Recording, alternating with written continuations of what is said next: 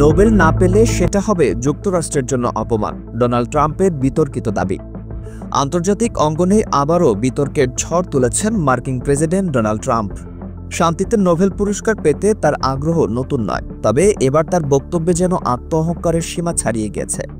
সম্প্রতি এক সামরিক অনুষ্ঠানে ট্রাম্প সরাসরি বলেন, আমি যদি নোবেল শান্তি পুরস্কার না পাই সেটা হবে যুক্তরাষ্ট্রের জন্য বড় অপমান। বক্তৃতার সময় ট্রাম্প দাবি করেন তার নেতৃত্বেই যুক্তরাষ্ট্র বিশ্বের শান্তি ফিরিয়ে এনেছে। তিনি বলেন, আমার প্রশাসনের অধীনে আমরা 7টি যুদ্ধ শেষ করেছি এবং যদি গাজা সংকটও সমাধান করি তাহলে সেটা হবে আমার 8ম শান্তি অর্জন। আমি এমন কাজ করেছি যা ইতিহাসে আর কোনো প্রেসিডেন্ট করতে পারেনি। ট্রাম্পের এই বক্তব্য মুহূর্তে ছড়িয়ে পড়ে বিশ্ব মিডিয়ায়। কেউ দেখেছেন আত্মবিশ্বাস, কেউ দেখেছেন রাজনৈতিক আত্মপ্রচারণা। অনেকে বলেছেন এই মন্তব্য ট্রাম্প নিজের নেতৃত্বের কিংবদন্তি গড়ে তুলতে চাইছেন, এমন এক সময় যখন যুক্তরাষ্ট্রে তার জনপ্রিয়তা নানা সমালোচনায় ঘেরা। নোবেল শান্তি পুরস্কারের জন্য ট্রাম্প আগেও একাধিকবার নিজের নাম প্রস্তাব করেছেন। এমনকি তার প্রশাসনের কয়েকজন রিপাবলিকান আইন প্রণেতাও নোবেল কমিটিতে আনুষ্ঠানিকভাবে তার মনোনয়ন পাঠিয়েছিলেন। তবে কমিটি কখনোই এই বিষয়ে কোনো ইতিবাচক ইঙ্গিত দেয়নি। বিশ্লেষকরা বলছেন, ট্রাম্পের নোবেল প্রাপ্তি এখন পর্যন্ত অসম্ভবের কাছাকাছি। নোবেল কমিটি স্পষ্টভাবে জানিয়ে আসছে, পুরস্কার দেওয়া হয় যে ব্যক্তি বা সংগঠন বাস্তবিক অর্থে শান্তি প্রতিষ্ঠায় অবদান রাখে, রাজনৈতিক দাবি বা প্রচারণা নয়। ট্রাম্পের বক্তব্যে তিনি শুধু নিজের কৃতিত্ব নয়, বরং যুক্তরাষ্ট্রকেই নোবেলের প্রাপ্য দেশ হিসেবে উপস্থাপন করেছেন। তার ভাষায়, যদি নোবেল পুরস্কার না দেওয়া হয় তাহলে সেটি শুধু আমার প্রতি নয়, সমগ্র যুক্তরাষ্ট্রের প্রতি অপমান।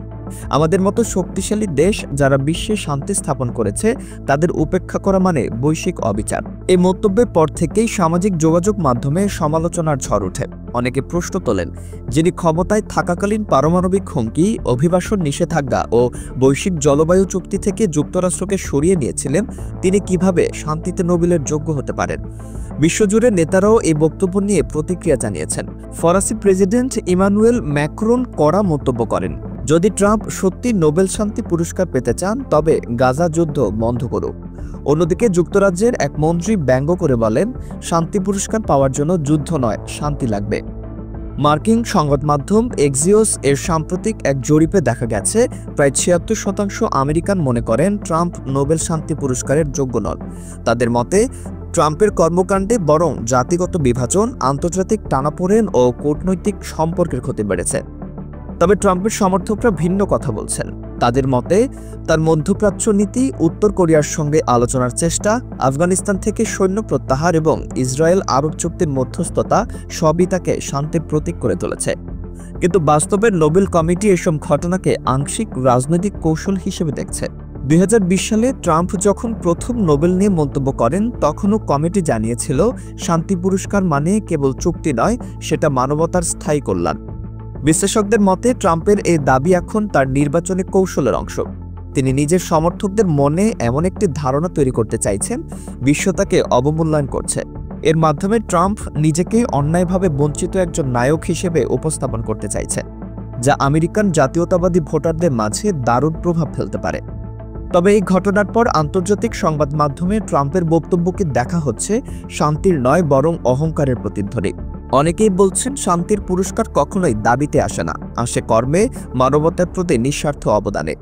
অন্যদিকে কিছু পর্যবেক্ষক মনে করেন, ট্রাম্পের বক্তব্য শুধুমাত্র আত্মপ্রচারের অংশ নয়, বরং এটি যুক্তরাষ্ট্রের বৈদেশিক নীতির প্রতিচ্ছবি, যেখানে দেশটি সর্বদা চায় বিশ্বে তার প্রভাব ও আধিপত্য বজায় থাকুক।